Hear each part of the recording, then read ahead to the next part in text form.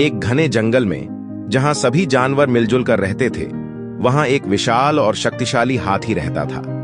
इस हाथी का नाम था गजराज। गजराज अपनी शक्ति और बल के लिए पूरे जंगल में प्रसिद्ध था।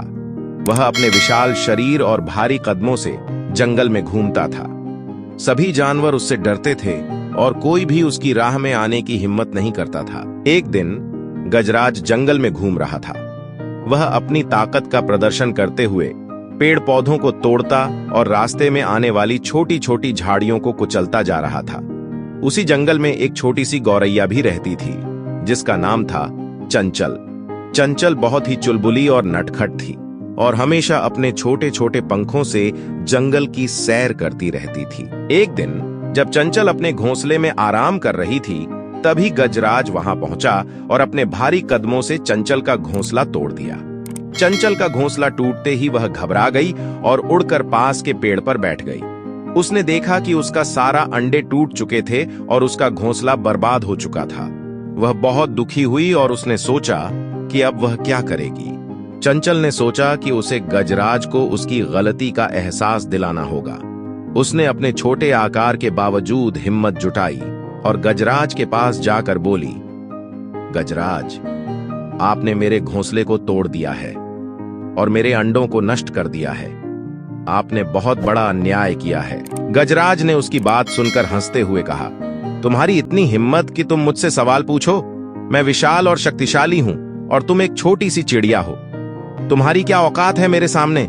यह कहकर गजराज वहां से चला गया। चंचल बहुत दुखी थी, लेकिन उसने हार नहीं मानी। उसने सोचा कि उसे गजराज को सबक सिखाना होगा। उसने अपने मित्र कबूतर से मदद मांगी। कबूतर ने उसकी बात सुनकर कहा, चंचल, हम छोटे हैं, लेकिन अगर हम सब मिलकर काम करें तो किसी भी बड़े से बड़े को हराया जा सकता है। मैं तुम्हारी मदद करूंगा। कबूतर ने चंचल को एक योजना बताई। चंचल ने इस योजना को सुनकर अपने अन्य दोस्तों से भी मदद मांगी। सारे पक्षी और छोटे जानवर उसकी मदद के लिए तैयार हो गए। उन्होंने एक योजना बनाई कि वे गजराज को उसकी गलती का एहसास दिलाएंगे। अगले दिन जब गजराज जंगल में घूम रहा था, तब चंचल और उसके दोस्तों ने मिलकर एक जाल बिछाया। उन्होंने गजराज को उस जाल में फंसाने की योजना बनाई। चंचल ने गजराज के पास जाकर कहा, गजराज, मैंने तुम्हें माफ कर दिया है। मैं चाहती हूं कि तुम हमारे साथ खेलो और दोस्ती करो। गजराज ने सोचा कि चंचल ने उसकी शक्ति को स्वीकार कर लिया है और वह अब उससे डरती है। उसने चंचल की बात मान ली और उसके साथ खेलने के लिए तैयार हो गया। चंचल ने उसे उस जगह पर ले गई जहां जाल बिछाया गया था।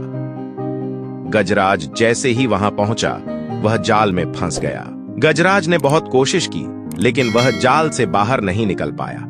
उसने महसूस किया कि उसने चंचल के साथ बहुत गलत किया था।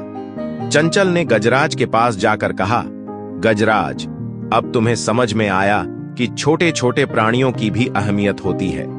हमें कभी भी अपने से छोटे और कमजोर प्राणियों का अपमान नहीं करना चाहिए। गजराज ने अपनी गलती स्वीकार की और चंचल से माफी मांगी। उसने वादा किया कि वह अब कभी भी किसी छोटे जानवर का अपमान नहीं करेगा और सबके साथ मिलजुल कर रहेगा। चंचल और उसके दोस्तों ने गजराज को जाल से बाहर निकाला और उसे आजाद कर दिया। इस घटना के बाद गजराज ने जंगल में सभी जानवरों के साथ मित्रता का रिश्ता बना लिया। वह अब किसी का भी अपमान नहीं करता था और सभी के साथ मिलजुल कर रहता था। चंचल ने भी गजराज को माफ कर दिया और दोनों अच्छे दोस्त बन गए। इस कहानी से हमें यह सीख मिलती है कि हमें कभी भी अपनी शक्ति और बल का दुरुपयोग नहीं करना चाहिए।